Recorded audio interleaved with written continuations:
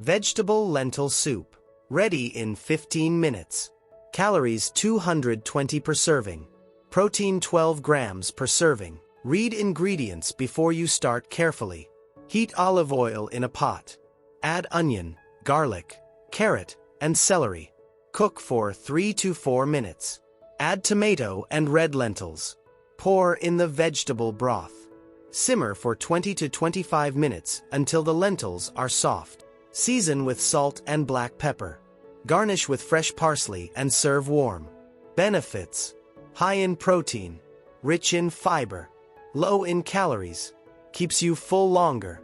Approximate nutrition per serving: about 220 calories, 12 grams of protein, 30 grams of carbohydrates, 10 grams of fiber, and 4 grams of fat.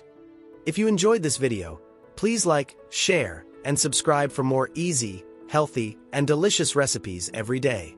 Thank you for watching, and I'll see you in the next video.